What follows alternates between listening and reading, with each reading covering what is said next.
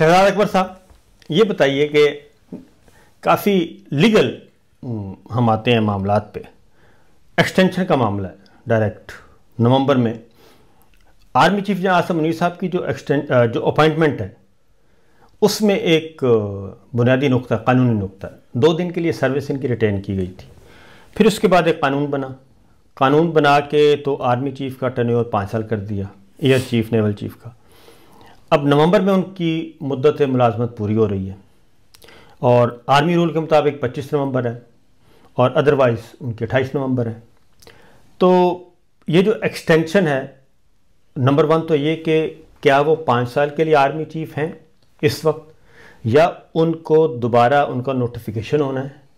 वो नोटिफिकेशन 2 साल का होगा या वो 5 साल का होगा, अगर हुआ तो पहले तो ये बता दें।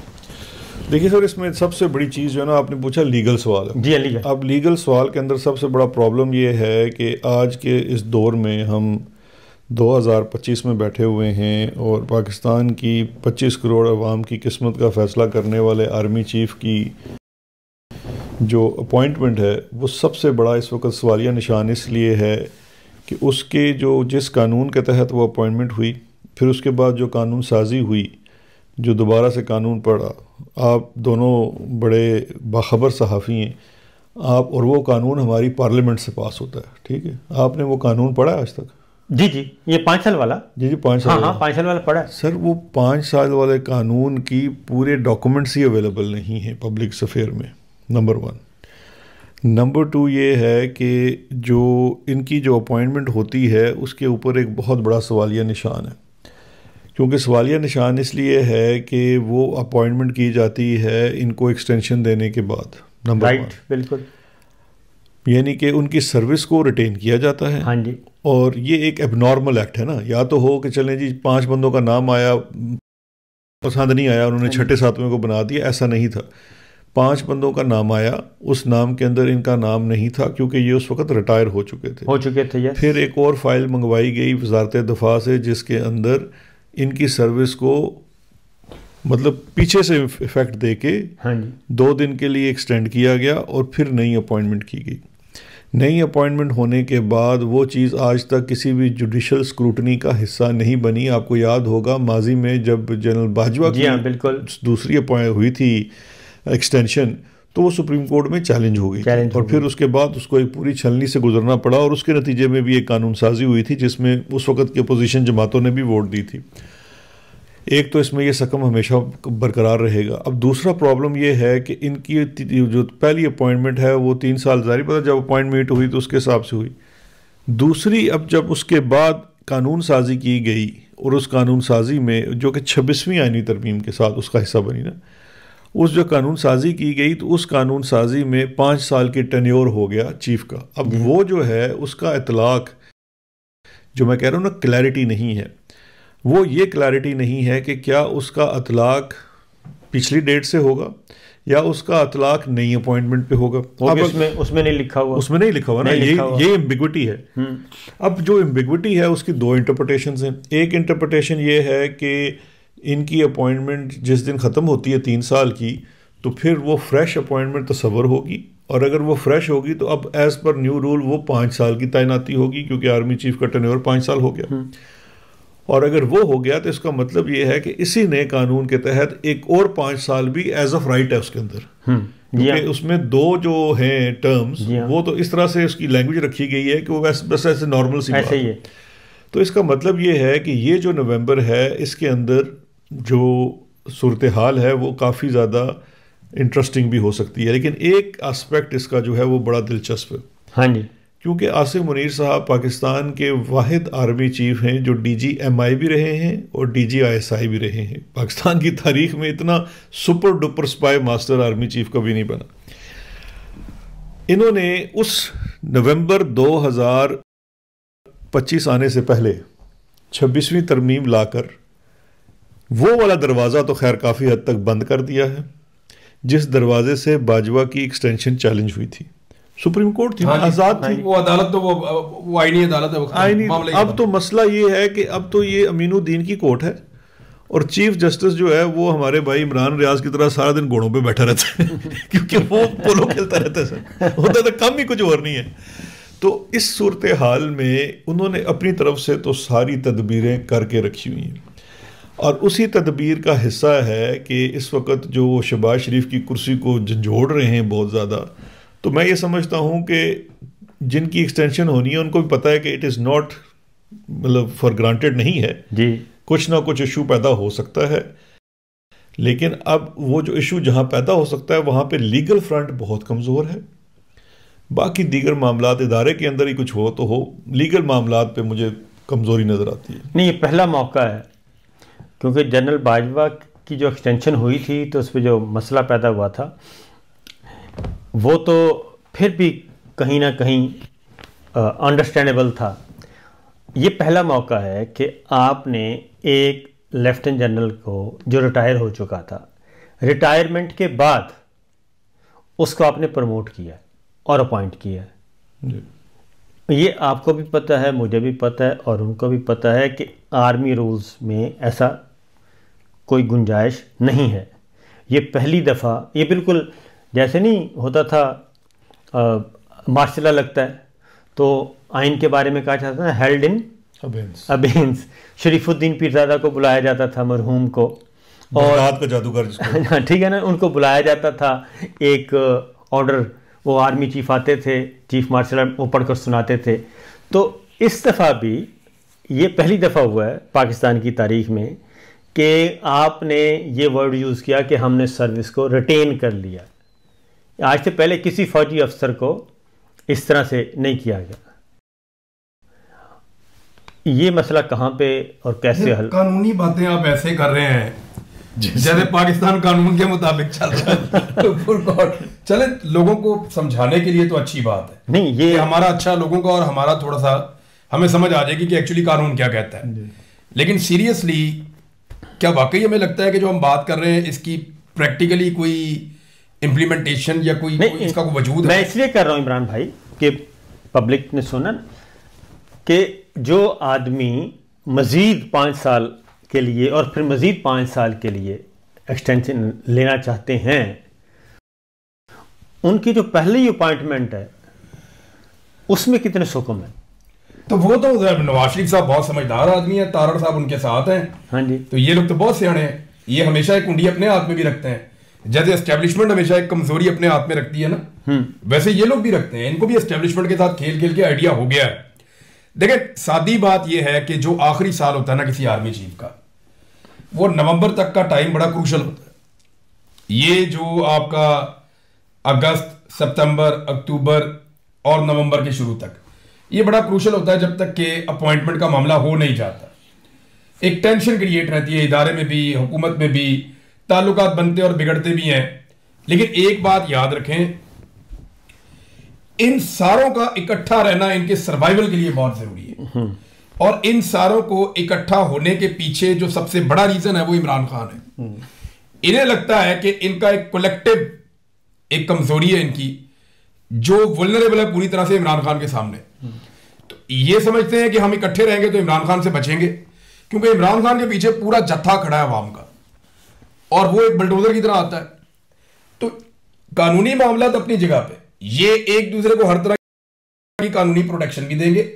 एंड ऑफ द डे ये भी एक दूसरे के मसल चेक करेंगे कि मैं ये कर दूंगा, वो सोचेगा मैं ये कर दूंगा, ये एक दूसरे के साथ बारगेन करेंगे। फिर एंड में एस्टेब्लिशमेंट सोचेगी कि हम मैक्सिमम क्या देंगे तो हमारा फायदा हो जाएगा, और सियासतदान सोचेंगे कि हम मैक्सिमम क्या दे सकते हैं कि हमारा भी फायदा हो जाएगा। और एंड में आके ये एक दूसरे के साथ फायदे का सौदा कर लेंगे। बहुत कम इम्कानात हैं कि इनका आपस में सौदेबाजी ना हो सके, मुमकिन नहीं है। जैसे साबर भी आज आपने ही बताया कि नवाज शरीफ साहब के दिल में एक ख्वाहिश पनपती है। हाँ, ये मैं कह रहा हूँ ना, अगला सवाल ये है। हाँ, कि वो पनपती है उनके दिल में। ये सवाल ये है कि अब नवाज शरीफ साहब ने 5 साल देने, ठीक है ना, नवाज शरीफ साहब ने देने ना 5 साल, तो वो 5 साल देने के बदले में वो क्या मांगेंगे आसिम मुनीर साहब से? उनको इतना कुछ ऑलरेडी दे दिया है।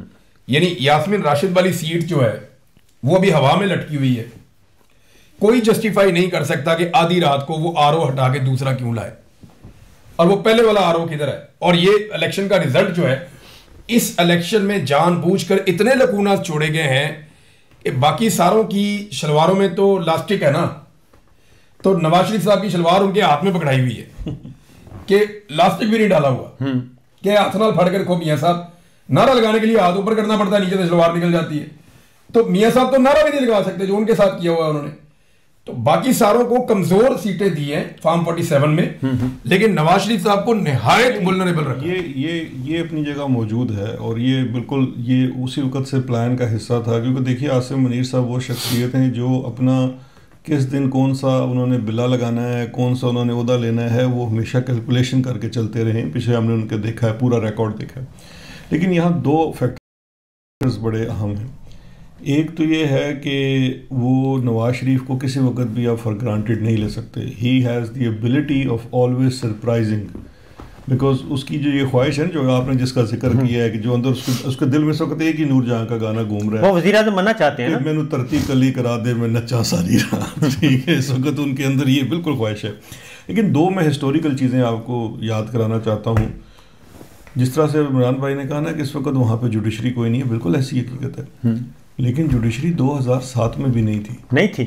आपको पता है इफ्तिखार चौधरी माफ़ी मांगने गया था पिंडी आर्मी हाउस में, और उस वक्त जनरल कियानी को उनको साथ छोड़ा गया था कि इसको समझाओ और इसका इस्तीफा लो। फिर उन्होंने समझा दिया 3 दिन बाद जुडिशियल मूवमेंट शुरू हो गया, वो खड़े हो गए। ठीक है, मोए हुए, मतलब एक ऐसा चीफ जस्टिस जिसके ऊपर सबसे बड़ी चार्ज ये थी कि उसने अपने बेटे को, नालायक तरीन बच्चे को एसपी बना दिया। हाँ जी, ठीक है, उसको ट्रेनिंग दिला दी, अपनी गाड़ियां कर ली, मतलब there was a long list. हाँ जी, मैं खुद उस वक्त लाहौर हाई कोर्ट के बार रूम में था जब वो नईम बुखारी की चिट्ठी गई, और वहाँ पे उसी बार रूम में कियानी हॉल में सीनियर वकला ने वो नौजवान वकला से चिट्ठी पढ़वाई और उसकी अंग्रेज़ी और लफाजी और उसके अंदर जो सच था उसके ऊपर अशश किया। और उसी कियानी हाल में एग्जैक्टली 1 हफ्ते बाद हमने आसमा जहांगीर साहिबा की मुद्दत में जाके जजों के कमरों को ठुडे मारे कि जनाब इनकलाब आ गया इस मुल्क में। तो ये भी हमारी हकीकत का हिस्सा है कि जब अंदर के लोग कुछ पलटना चाहते हैं तो जो बड़े साहब होते हैं ना, देखें अंदर मामला तो तब पलटेगा जब बाहर पलटेगा। हाँ, माहौल बनेगा। ये जो आदमी भी बैगेज बनेगा ना, जो आदमी का वेट ज्यादा हो जाएगा, जैसे कैरी नहीं किया जाएगा, इदारा नहीं उठा सकेगा, इदारा उसको नहीं उठाएगा, उसको फेंक देगा। ये बात एक रियलिटी है। लेकिन परवेज मुशर्रफ में एक चीज ऐसी हो गई थी जो मुझे इस वक्त नजर नहीं आती, और वो चीज मेरे सामने एक बंदा बात कर रहा था जनरल बाजवा से, मैंने वो 2 घंटे की कॉल सुनी है। मैं उस बंदे को बातों का सवाल भी लिख के देता था कि ये भी पूछ। तो मैंने एक तरह से जनरल बाजवा को नहीं पता था, मैंने उनका एक इंटरव्यू भी किया हुआ।